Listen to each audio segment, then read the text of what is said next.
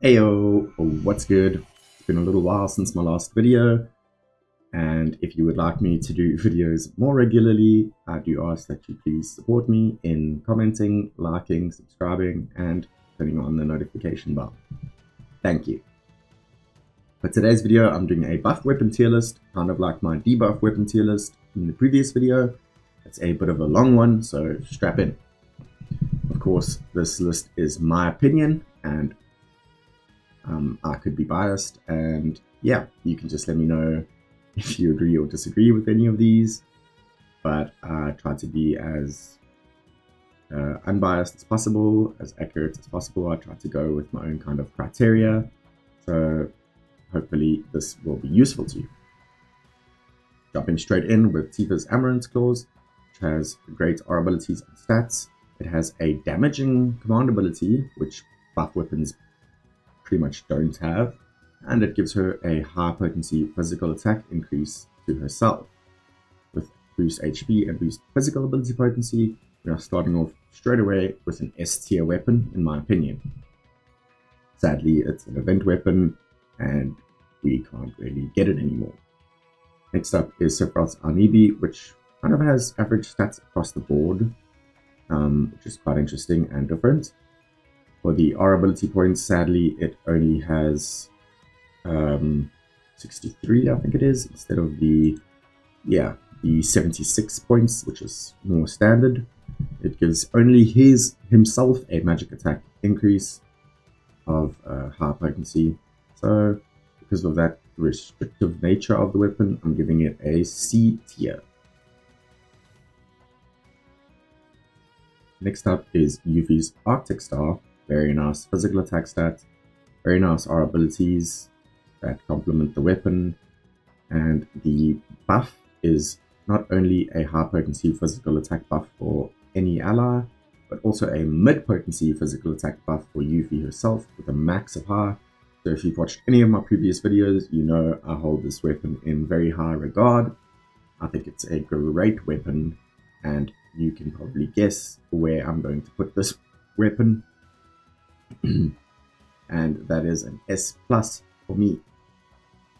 I don't even have the weapon myself, but I think it is a very good weapon. Next up is Barrett's Assault Gun, and I like to call these kind of weapons brace weapons. So the R ability is also only 63 points, and it's only heal and ice resist, which is kind of meh, not gonna lie. It does have a high potency physical defense buff for all of your allies, but it only lasts 14 seconds, and that's why I call it a brace weapon, because it doesn't last very long. It's basically used just before a powerful physical attack of your enemy to brace for that attack and make it do less damage. So the assault gun for me is going to be C tier, mainly because the R abilities are pretty meh. And another thing is that most of these weapons actually come with a small regen or a small heal. I didn't even put it into the slides because it's not really worth writing home about. Next up is Cloud's Bandage Sword, which actually has 76 points with HP, which is at least quite nice, even though the ice resist is meh. It braces, so magical defense, high potency, all allies, 14 seconds. Because of the boost HP and the 76 points total, and the buff debuff extension with the attack boost for us is just straight up better than the assault gun, so it gets a B tier in my opinion.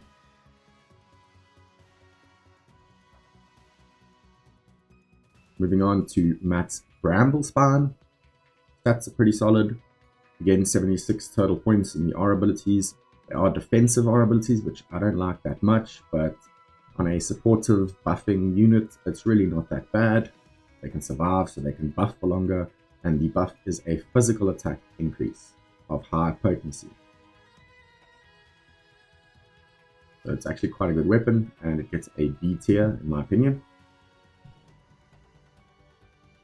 And next up is Cloud's Butterfly Edge, which has a very high physical attack stat, actually, very, very nice.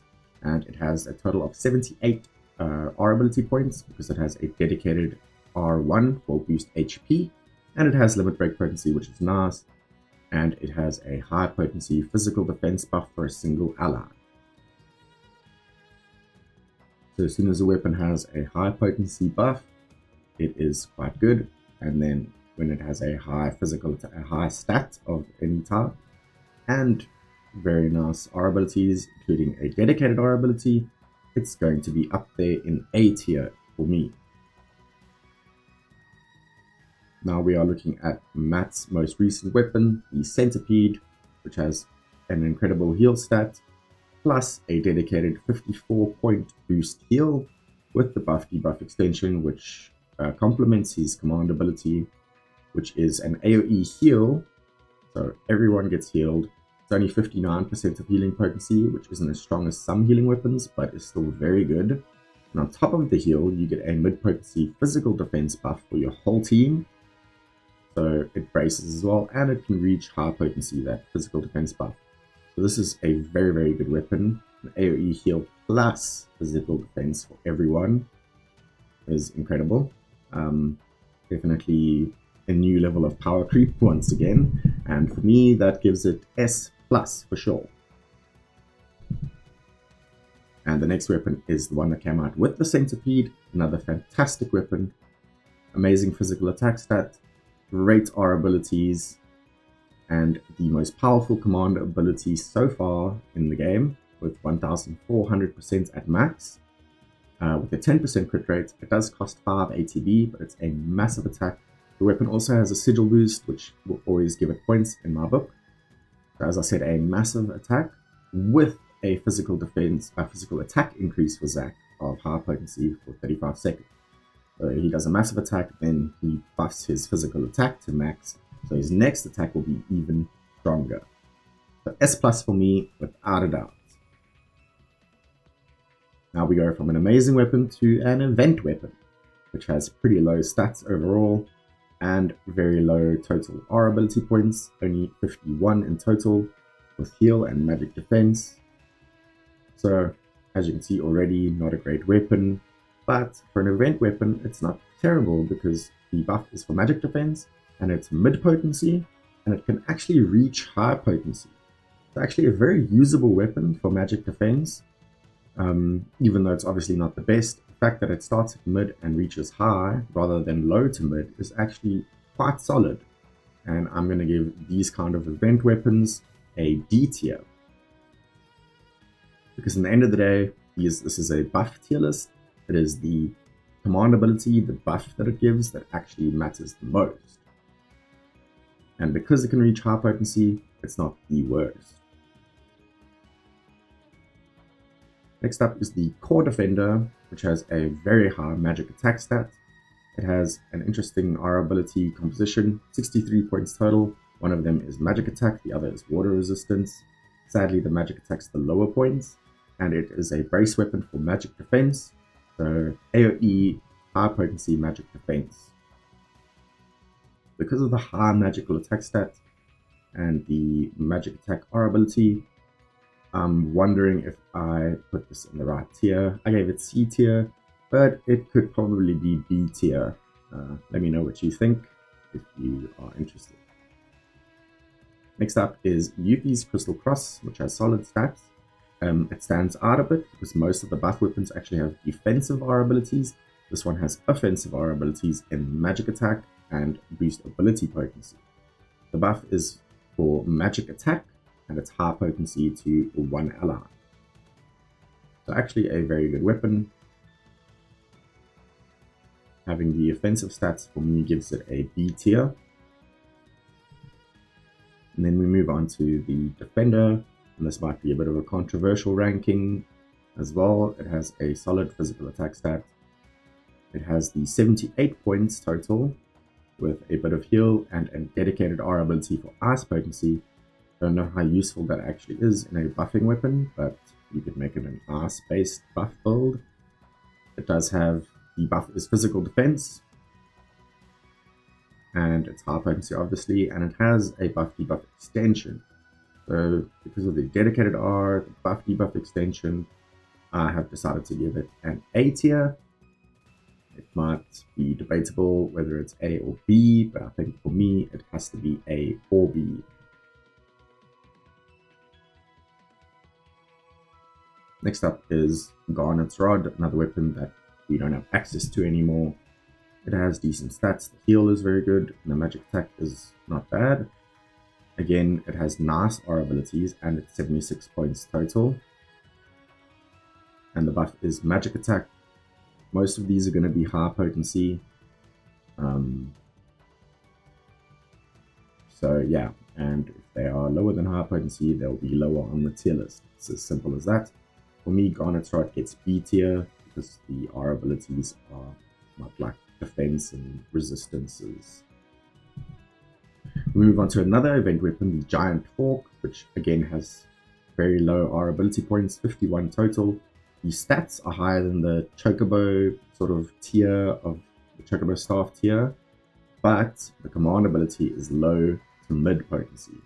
So for me, that pretty much kills off these weapons. If, in the end of the day, as I said, it's a buff tier list, and if the buff only gives you low potency with a max of mid, it's just not going to do it. So E tier for that.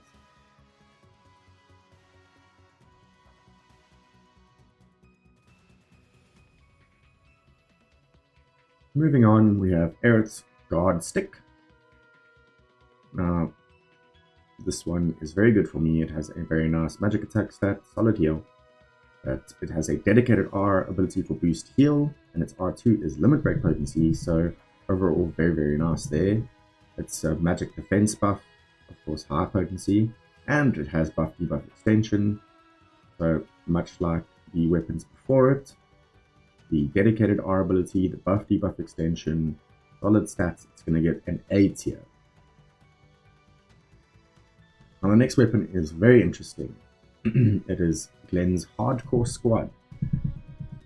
Overall the stats are solid, the R ability is only 63 points total. It's boost heal and boost crit, so crit is pretty useful, it's pretty nice, not the best, but yeah. The command ability is what makes it super interesting. It's 5 ATB, and it's both a physical defense and magical defense buff for your whole party. It's only 14 seconds, so it is a brace weapon, and it's only mid potency max. So, in my opinion, this weapon seems to be pretty good, but it's actually kind of deceiving, because most of the time you're going to know what enemy you're facing, if it does physical damage or if it does magical damage. So instead of spreading your defenses across physical and magical, I think it would be better to bring a dedicated weapon to either give you high potency physical defense if the enemy's physical, or high potency magic defense if the enemy's magical. So the fact that this is mid for both, it's versatile, but I don't think it's actually that good. So in the end I put it in D tier, but it was a tough one because I don't believe it's as weak as the Chocobo staff, but it's not as good as the weapons above it. So I end up creating another tier for it later. The Heavy Vulcan is another A tier weapon in my opinion, because it has good overall stats. It has a dedicated R ability for magic defense, and the buff is magic defense as well, with an extension on the support materia. So probably one of the best weapons you could have for magic defense. Could actually be kind of useful in like a high tier Bahamut fight, something like that. So for me, it's A tier. And then another Barrett weapon. This time it's an event weapon. It has alright stats. Obviously low R ability points. And the buff is mid to high potency. So again, it can reach high potency, so it's sort of in that Chocobo staff tier, and because it has boost attack as one of its R abilities, it's not the worst. I give it C tier as well, and because I mentioned Hardcore Squad is better than those two event weapons, but worse than the weapons above it, I decided to create a C plus tier, move all the C tiers into C plus, and then move Hardcore Squad into C tier, because it is such a unique weapon, and yeah, it just really fits in between those two tiers. Okay, moving on, another Barrett weapon in Micro Laser. This one has decent stats and 76 total points. Sadly, it's only heal and fire resistance, but most buff weapons are defensive, so that's kind of normal. The buff is for magic attack, and it is high potency, and it also has the all pure spells support material. So overall, for a magic attack buffing weapon, it is actually one of the better ones. And for that, I'm going to give this weapon a B tier.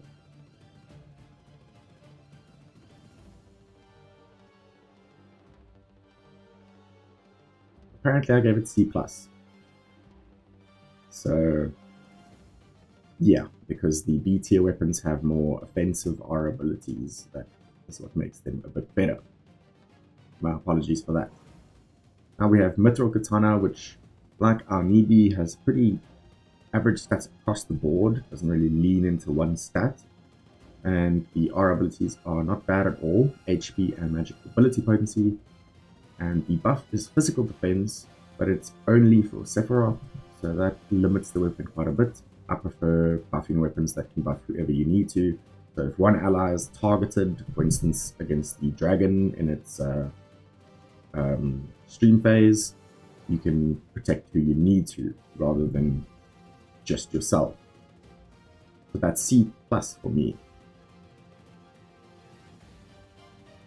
Then the next is Mithril Rod of Aerith's, and this is actually very similar to Glenn's Hardcore Squad.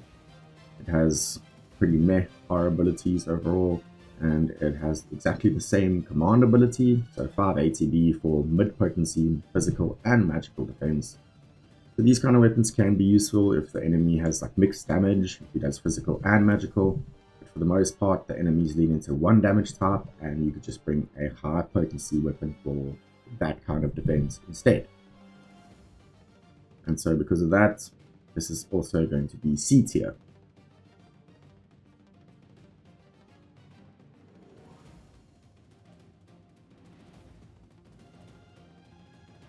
And then we have Oven Mitts, which is basically in the giant fork tier of event weapons. It was the same event. So low R abilities, you know the deal. It's an E tier weapon, the low to mid potency buff.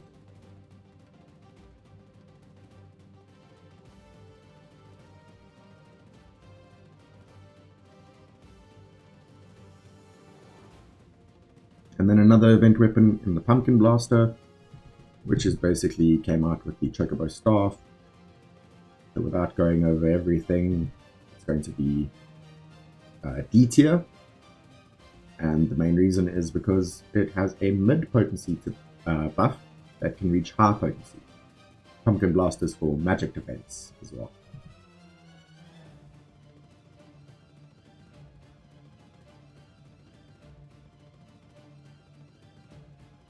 So for the event weapons, a low to mid potency buff is E tier, and a mid to high potency buff is going to be B tier. That's just how I did it. Then we have Pumpkin Lamppost. Stats are kind of meh. Our abilities only 63 points total, but not bad with physical attack and ability potency. They are offensive, and it increases. It's a physical attack buff. The Pumpkin Lamppost is actually not a bad weapon at all for me, because it has the,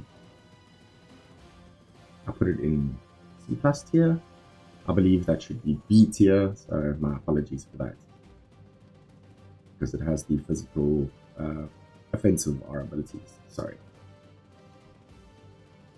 Sleek Collar, very similar, but with offensive R abilities. It does have the extension. It's a brace weapon for magic defense.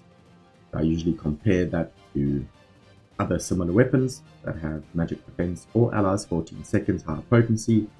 And then I compare the R abilities to see where it stands. And for me, the Sleek Collar was a little bit worse than the other magic defense brace weapons, so it gets C+.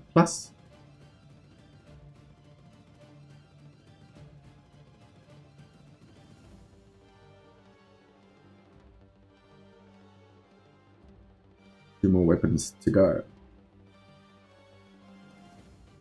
Lucia's SSR with a solid magical attack stat, and again it's got 78 points total R abilities, which counts in its favor. And boost HP is nice, boost lightning potency is also nice, and it's a dedicated R. It also has the buff debuff extension with a magic defense buff for single target. So pretty much exactly like all of the other A tier weapons, and that's where it's going.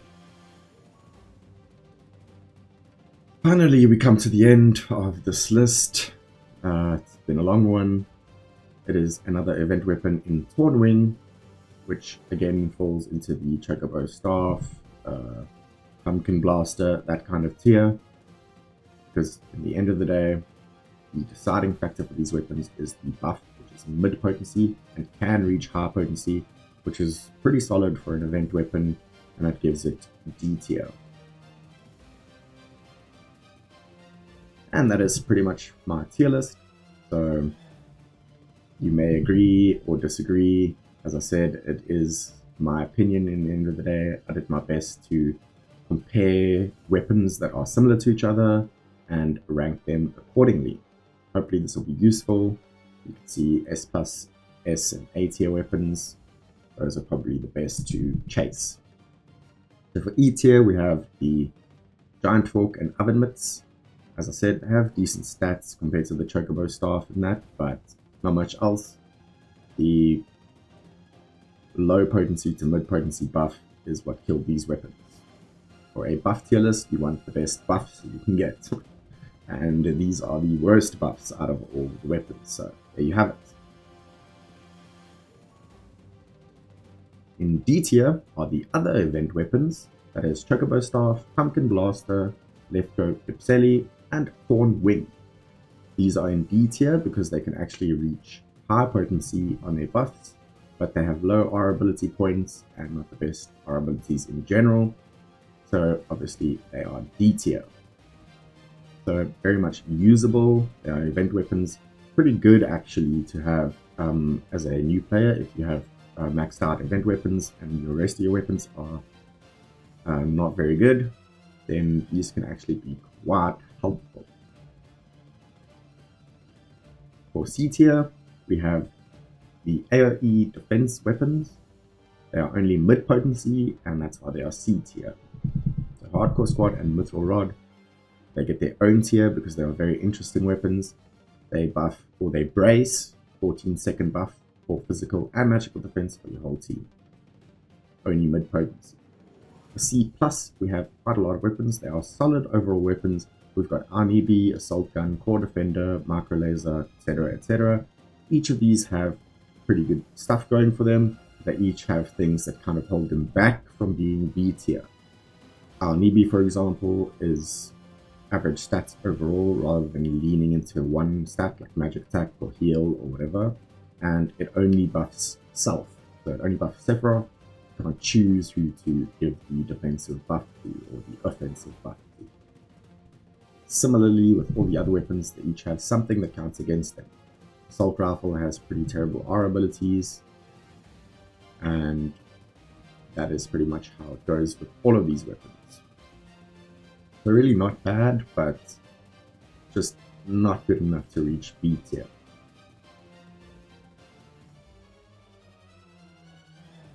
Speaking of B tier, yeah, we have the Bandage Sword, the Bramble Spine, Crystal Cross, and Garnet Rod. The reason why most of these weapons are in B tier is because they actually have offensive R abilities, which is quite uncommon with buff weapons.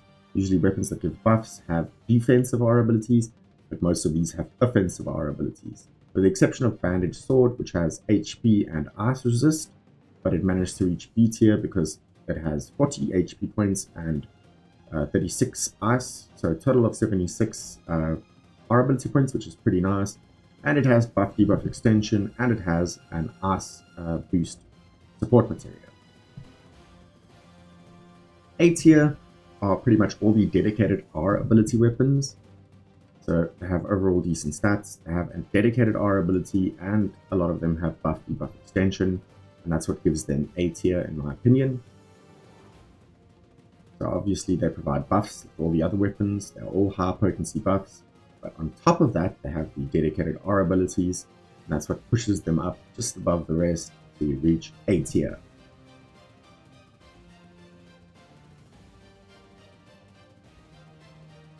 These are all good weapons. So here you can see Butterfly Edge has 54 points for HP. It's a physical defense buffing weapon. Defender has 48 points for ice potency. It is the most ice potency you can get, and it is a physical defense buffing weapon. Guard stick buffs magic defense and has dedicated heal. Assault gun has dedicated